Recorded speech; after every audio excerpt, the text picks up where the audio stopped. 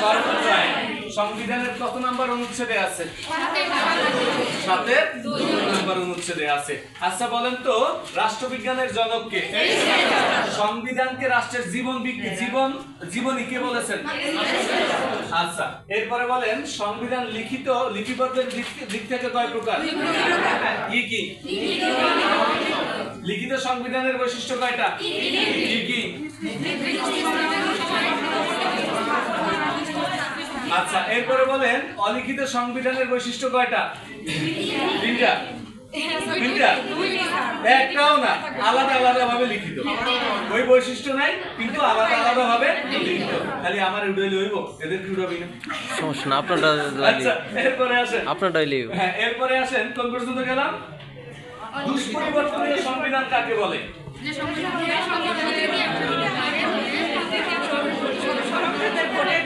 আমাদের সংবিধান সংশোধন করা হয় কত নাম্বার অনুচ্ছেদ অনুযায়ী?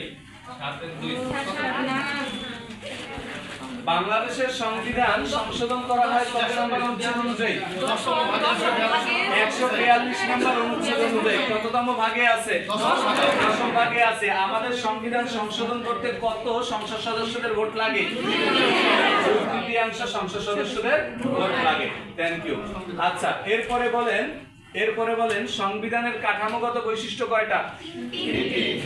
সংবিধানের পর্যায় কয়টা? 3টা। আমি কাঠামোগত বৈশিষ্ট্য এখনো পড়াই নেই, পড়াইছি, কইলেন কেন? এটাই হচ্ছে একটা ভুল উত্তর। আচ্ছা, এখন বলেন পর্যায় কয়টা? 3টা। আমাদের মোট সংবিধান কয়টা? 3টা। প্রথম সংবিধান কি? দ্বিতীয় সংবিধান কি? তৃতীয় সংবিধান কি? বাংলাদেশের মুক্তিযুদ্ধকালীন সংবিধানের নাম কি? বাংলাদেশের মুক্তিযুদ্ধকালীন সংবিধানের নাম কি? স্বাধীনতা। আচ্ছা, এরপরে বলেন এটি কত তারিখে কার্যকর হয়? 26 মার্চ থেকে কার্যকর হয়। কত তারিখে জারি হয়? কত তারিখে গৃহীত হয়? কত তারিখে পঠিত হয়? এগুলো সব করেন কে? অন্তর্বর্তীকালীন সংবিধান কয়টি?